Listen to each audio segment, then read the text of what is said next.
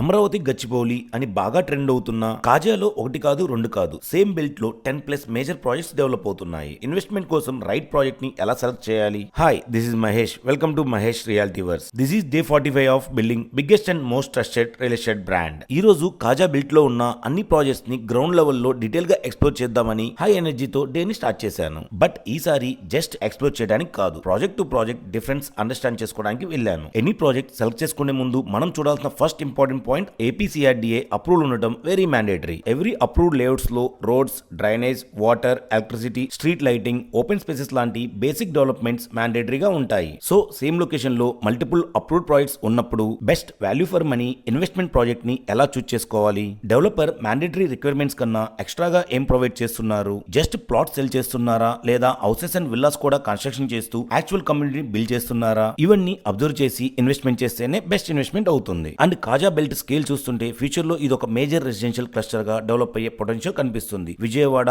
Guntur, Mangalagiri and Amaravati connectivity, surrounding commercial and IT developments, okay belt లో multiple large communities develop అవటం, ఇవన్నీ ఈ location ని చాలా ఇంట్రెస్టింగ్ గా చేస్తున్నాయి అనిపించింది. సో కాజా సైడ్ ఇన్వెస్ట్ చేయాలని ప్లాన్ చేస్తుంటే మేము already multiple projects ground level లో ఎక్స్ప్లోర్ చేసి కంపేర్ చేస్తున్నాం. మీరు కామెంట్స్ లో జస్ట్ కాజా అని కామెంట్ చేస్తే ఇంటర్నల్ గా బెస్ట్ డెవలప్మెంట్స్ చేస్తున్న ప్రాజెక్ట్స్ మీకు సెండ్ చేస్తాము. After that Isha foundation invitation తో కేఎల్ యూనివర్సిటీలో గ్రామోత్సవం ఈవెంట్ కి వెళ్ళాను. And honestly KLU campus and sports infrastructure చూసి నేను చాలా ఇంప్రెస్ అయ్యాను. అలా రైనీ వెదర్ లో క్రియేటివ్ కమ్యూనిటీతో కొంచెం టైం స్పెండ్ చేసి ఫైనల్లీ మాన్స్ కోసం Nellore side long drive start చేసి నైట్ బుచ్చిరెడ్డిపాలెం రీచ్ అయ్యాము. అలా డే 45 చాలా లాంగ్ డే గా కంప్లీట్ అయిపోయింది. See you on day 46. జై హింద్.